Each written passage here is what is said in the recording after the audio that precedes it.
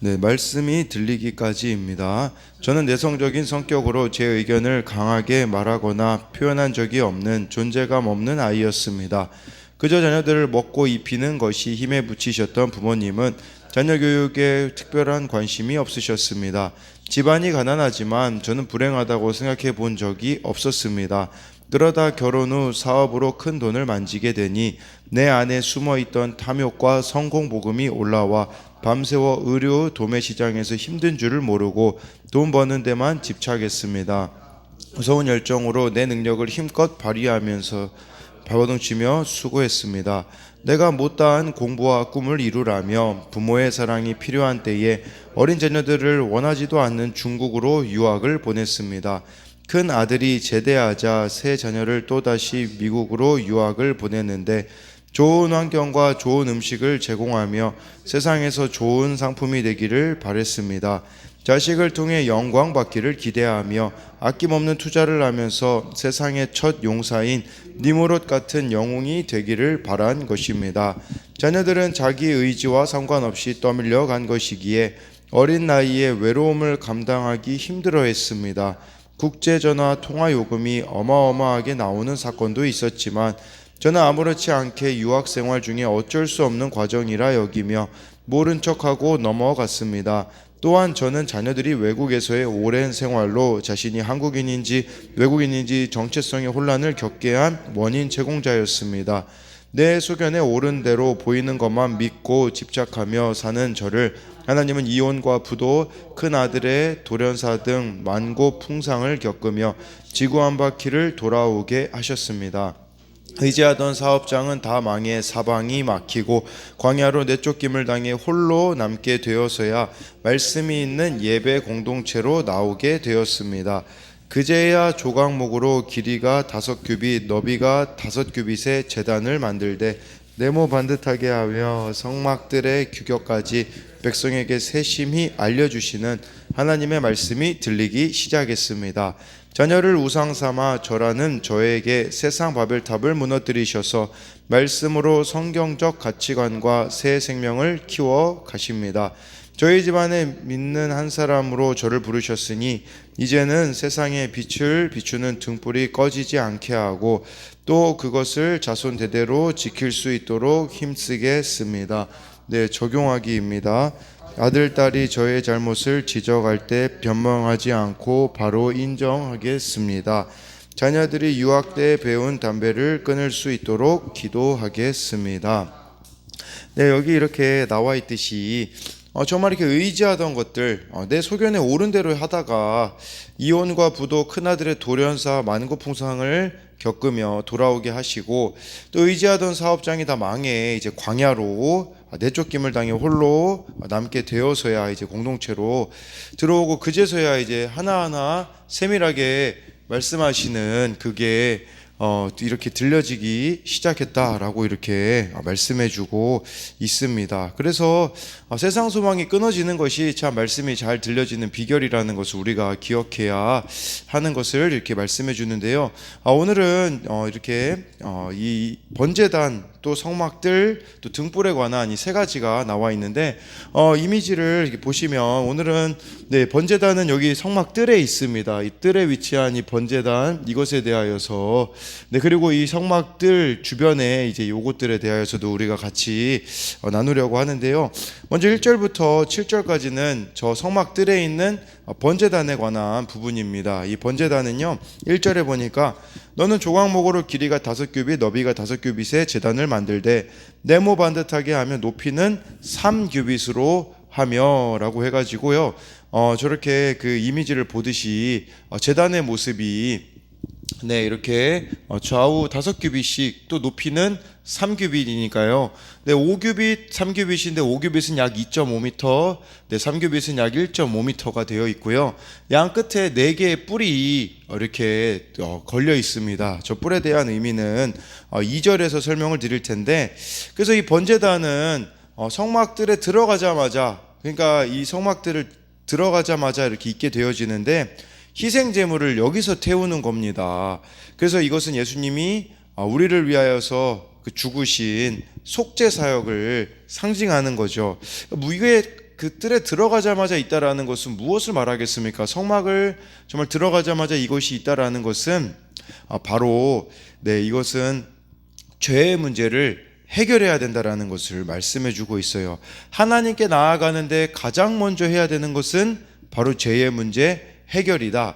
그래서 이 번제단에서 번제와 화목제를 드려 용서를 통한 교제의 길이 열려지기를 하나님은 원하시는 거죠. 근데 하나님과의 교제가 회복되기 위하여서는 죄의 문제가 반드시 해결되어야 한다라는 거예요. 근데 아마도 이 번제단이 저 흙둔턱 이렇게 있었을 거고 그 위에 있었을 거라고 추정을 합니다. 저것은 이미지를 좀 봐야 아는데 이렇게 번제단이 저 흙 위에 있었다라고 제가 이렇게 말씀드리는 이유는 레위기 9장 22절 때문에 그래요. 레위기도 참고해 보면요, 레위기 9장 22절에 아론이 백성을 향하여 손을 들어 축복함으로 속죄와 번제와 화목제를 마치고 내려오니라. 이 내려오니라라는 표현 때문에 아마도 번제단은 저 흙 이렇게 무더기 위에 있었을 것으로 추정을 할 수 있어요. 그래서 1절에 대한 이 적용 질문은 내가 예수님께 가지고 가야 하는 죄는 무엇이 있습니까? 그 다음에 2절 보면요, 그 내 모퉁이 위에 뿔을 만들되 그 뿔이 그것에 이어지게 하고 그 제단을 노수로 싸고 라고 해서요, 서두에 말씀드렸듯이 여기 뿔이 이 제단에 4개가 이렇게 있었습니다. 이 뿔 4개는 무엇을 이렇게 상징을 하냐면요, 이 네 모서리 뿔은 희생제물인 짐승을 메어두거나 희생제물에 피를 바르는데 사용이 되었고, 또 범죄자가 이제 이 뿔을 잡으면 또 죽음을 면했다라는 건데, 근데 성경에서는요 이 뿔이 참 많이 나와요. 그래서 신명기 33장 17절에 뿔은 힘과 위엄을 상징하기도 하고, 또 죄를 용서한다라는 의미에서 구원의 뿔이라고 시편 22편 2절에 나와 있으며, 하나님의 성품을 나타내는 은혜의 뿔이라고 이것은 시편 89편 17절에 보면 나와 있어요. 그래서 여러 가지가 있죠. 힘, 구원, 은혜, 이게 다 뿔인데, 이 제단의 뿔은 예수님만이 이 구원의 뿔이시라는 것을 알려주고, 죄인된 우리는 이 예수님을 붙잡아야만 한다라는 의미를 가지고 있어요. 그래서 2절에 대한 적용 질문은 내가 잡고 있는 구원의 뿔은 예수님입니까? 세상입니까? 3절 말씀 보면요, 죄를 담는 통과 부삭과 대야와 고기 갈고리와 불 옮기는 그릇을 만들되 제단의 그릇을 따라 다 노수로 만들지며 라고 해가지고요, 이것도 저 이미지에 보면 이렇게 그냥 이 제단에 필요한 이런 도구들이라고 볼 수가 있고, 이것은 자주 쓰는 것들은 다 이렇게 노수로 만들어졌다. 그러니까 이 성소도 보면 금으로 만들어야 되는 거, 은으로 만들어야 되는 거, 그리고 이렇게 노수로 만들어지는 것이 있었습니다. 그래서 이것은 제물을 태우고 발생한 재를 담는 용도나 또 번제단 위에 그 재를 깨끗이 치워 본래 상태로 되돌려야 됐기 때문에 이런 기능을 하도록 이것들을 사용하라고 말씀하셨다라고 볼 수 있고요. 몇 가지만 이야기하자면 대야 같은 경우는 피를 받는 사발이었고, 갈고리 같은 경우는 삼지창 같은 모습일 텐데 고기를 가지런히 놓고 잘 타도록 정돈하기 위하여서 아마 사용했을 것으로 추정을 합니다.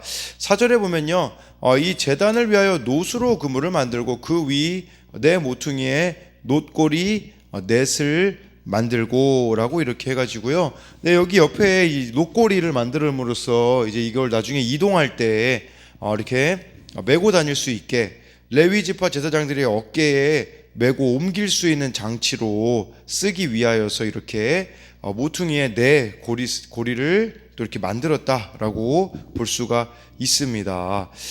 그리고 여기서 제단의 그물망은 노수로 만들었다고 하는데, 이 그물망은 공기가 순환이 잘 되어 불이 꺼지지 않는데 도움이 되었다라고 볼 수 있어요. 5절 6절 보면요, 그물은 제단 주위의 가장자리 아래 곧 제단 절반에 오르게 할지며, 6절에 또 그 제단을 위하여 채를 만들되 조각목으로 만들고 노수로 쌀지며 라고 해가지고요, 이게 이런 구조가 있어요. 그러니까 이 세 가지 구조가 이 성막에 있잖아요. 지성소, 성소, 뜰 이렇게 되어지는데, 이 구조에 따라서 금이 쓰이고 은이 쓰이고 놋이 쓰여요. 그러니까 가장 귀한 곳들, 뭐 지성소 같은 경우는 대부분 다 금으로 쓰여졌고, 아무튼 그런 구조가 되어져 있는데, 근데 여기서는 이제 놋으로 싸라고 하는데, 이게 어떻게 보면 번제단이 가장 많이 쓰일 수 있거든요. 이것은 놋으로 이렇게 쓰라고 하는 것은 금으로 쓰이냐 은으로 쓰이냐 놋으로 쓰이냐가 중요한 게 아님을, 물론 그것도 중요한 의미도 있겠지만, 이거 전 이 말씀 보는데 디모데후서 2장 20절부터 21절이 떠오르더라고요. 큰 집에는 금그릇과 은그릇뿐 아니라 나무 그릇과 질그릇도 있어 귀하게 쓰는 것도 있고 천하게 쓰는 것도 있나니, 그러므로 누구든지 이런 것에서 자기를 깨끗하게 하면 귀히 쓰는 그릇이 되어 거룩하고 주인의 쓰심에 합당하며 모든 선한 일에 준비함이 되리라 라고 이렇게 말씀해 주고 있는데, 금이냐 은이냐 놋이냐 이렇게 그런 것들이 중요한 게 아니라, 중요한 것은 우리가 비어있는 그릇이 되어서 정말 주님이 쓰시기에 부족함이 없는 또 우리들이 되어야 된다라는 이런 의미로 보게 되었습니다. 7절 8절에요. 제단이 양쪽 고리에 그 채를 깨어 제단을 매게 할지며, 이것을 또 아까 이동할 수 있도록 매게 하고, 8절에 제단은 널판으로 속이 비게 만들되 산에서 내게 보인 대로 그들이 만들게 하라. 그러니까 모세에게 하나님이 산에서 보여주신 대로, 그러니까 중요한 것은 이렇게 하나하나 하나님께서 말씀하신 대로 우리 이렇게 지어야 되는 것이 중요하다라고 볼 수가 있어요. 이 9절부터 19절까지는 성막의 그 뜰에 대한 부분이라고 볼 수가 있어요. 이 성막의 뜰은 이 옆에 뒤에 외곽 이렇게 테두리로 되어져 있는 저 부분들을 말하는 건데, 9절에 너는 성막의 뜰을 만들지니 남쪽을 향하여 뜰 남쪽의 너비가 100규빗에 세마포 휘장을 쳐서 그 한쪽을 당하게 할지니, 그래서 이 세마포 휘장으로 되어 있기 때문에 여기 이렇게 흰색으로 다 되어 있는 게 이게 세마포 휘장이 되는 것이고요. 그리고 100규빗이라고 친다면 이렇게 남쪽과 북쪽이 이렇게 100규빗 약 45m가 되었고요. 저기 서쪽과 동쪽은 50규빗으로 약 22.5m가 되었습니다. 그래서 이것은 성막의 경계를 정함으로 외부인이나 짐승이 들어오지 못하도록 이렇게 하였어요. 그래서 이 세마포 천으로 이제 그렇게 휘장을 이렇게 맨 밖에 휘장을 치는 것은 성막이 세상과 구별된 곳이라는 표시예요. 하나님의 거룩함이 훼손되지 않도록 보호하는 역할을 하는데, 9절에 대한 적용 질문은 여기 나와 있듯이 나를 거룩하게 보호해주고 있는 보호막은 무엇인가요? 라고 이렇게 볼 수가 있습니다. 그래서요 10절에 그 기둥이 20이며, 그래서 여기서 이 기둥들을 세웠는데 이게 20개였다라는 뜻입니다. 20개의 기둥이었고, 그래서 남쪽과 북쪽은 20개 기둥, 이쪽 저쪽 서쪽과 동쪽은 10개의 기둥이 이렇게 있었다. 이제 그런 내용들이 여기서 보면 이렇게 나와 있다고 볼 수가 있습니다. 그래서 총 이렇게 보면 놋기둥이 약 60개, 놋받침이 60개, 당연히 은머리싸개도 이렇게 60개가 되었다라고 이렇게 말씀이 나와 있고요. 그리고 여기서 이제 16절로 우리가 넘어가게 되어지면, 뜰 문을 위하여는 청색, 자색, 홍색 실과 가늘게 꼰 배실로 수놓아 짠 20규빗의 휘장이 있게 할지니 그 기둥이 넷이요 받침이 넷이며 라고 해서, 여기서 중요한 것은 바로 이 문이에요. 여기 문이 동쪽에만 있었습니다. 그러니까 동쪽에만 이렇게 들어가는 입구 문에다가 여기 나와 있듯이 청색, 자색, 홍색 실로 이렇게 문을 만들었다라고 볼 수가 있어요. 그러니까 동쪽에 20규빗 크기의 문이 하나 있었다라고 볼 수가 있는 거겠죠. 이것은 무엇을 말하는 거냐면, 에덴 동산에서 쫓겨날 때는 아무도 들어갈 문이 없었는데 성막에는 문이 있어요. 이것은 하나님이 그 교제가 회복되기를 원하시는 의지가 여기에 담겨 있다라는 거예요. 저는 이게 참 의미가 있더라고요. 왜냐하면 성경에서 동쪽이라는 이 방향은요, 거의 하나님을 배신할 때 이제 동쪽을 많이 가거든요. 그래서 뭐 에덴의 동쪽이라는 말이 있을 정도로 그 가인도 동쪽으로 가게 되어지고, 그리고 우리가 아는 요나도요 동쪽으로 피해서 도망가요. 하나님이 피한 쪽이 동쪽이거든요. 근데 동쪽에 이 문이 있었다라는 것은 또 그런 의미가 있겠죠. 우리가 그렇게 하나님을 배반하고 떠나고 할지라도 구원의 문은 언제든지 열려 있다라는 것을 우리들에게 보여주는 것이 아니겠습니까? 언제든지 이 교제가 회복되기를 원하시는 하나님의 의지가 여기에 나타나 있다라고 할 수가 있습니다. 17절에도 뭐 보면 뜰 주위 모든 기둥의 가름대와 갈고리는 은이요 그 받침은 노시며 라고 해서 그냥 이렇게 생각하시면 돼요. 이 기둥 쪽에 위쪽은 은이나 은으로 되어 있고 밑에 쪽은 노수로 되어 있다. 근데 왜 위쪽은 은으로 되어져 있느냐?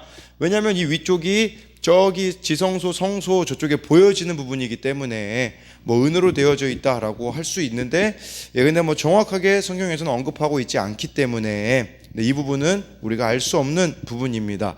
18절에 뜰의 길이는 100규빗이요 너비는 50규빗이요 세마포 휘장 높이는 5규빗이요 그 받침은 노시며 라고 해서요.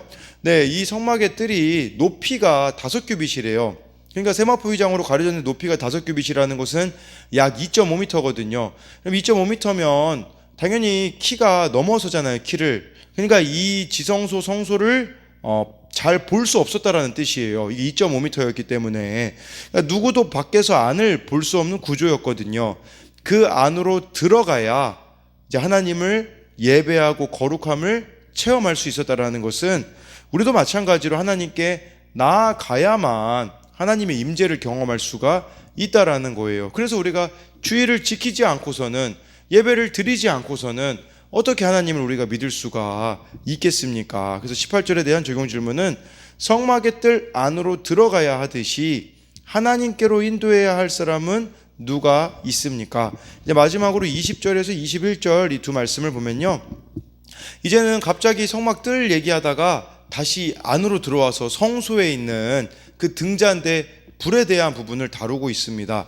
20절에 너는 또 이스라엘 자손에게 명령하여 감람으로 짠 순수한 기름을 등불을 위하여 네개로 가져오게 하고 끊이지 않게 등불을 켜되 아론과 그의 아들들로 회막안 증거궤 앞 휘장 밖에서 저녁부터 아침까지 항상 여호와 앞에 그 등불을 보살피게 하라.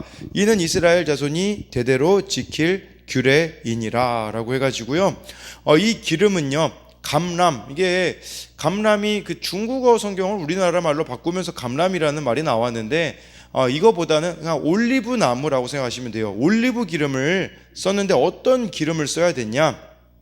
일단은 올리브 기름을 써야 됐다라는 것은 이 이스라엘 지역은요 뭐 당연히 광야였기 때문에 석회가 있는 물을 마실 수밖에 없는 환경이었어요. 근데 이 석회를 희석해 주는 게 올리브 기름이었거든요. 그러니까 이것은, 올리브 기름은 백성에게는 생명과 같은 것이어서 올리브는 생명, 즐거움을 상징합니다. 하나님이 주신 복을 상징하기도 하는데 이것을 이렇게 하나님 앞에 끊어지지 않아야 된다라는 거겠죠. 우리들에게도 이런 게 아닐까요? 하나님이 주시는 그 생명, 그 즐거움, 그 복을 우리가 잊지 않고 살아가는 것을 뜻한다라고 볼 수 있는데, 근데 이 올리브 기름이요 여기 나와 있듯이 짠 순수한 기름을 등불을 위하여 라고 하는데, 짠 순수한, 이게 깨끗하고 정결한이란 뜻인데 짠하고 순수한은 이중으로 사용되었기 때문에 매우 순수한 기름을 써야 된다. 그러니까 올리브 기름 중 최상의 기름을, 이제 최상품의 기름을 성막의 등잔대에 불을 밝히는 용도로 사용해야 했다라는 것이에요.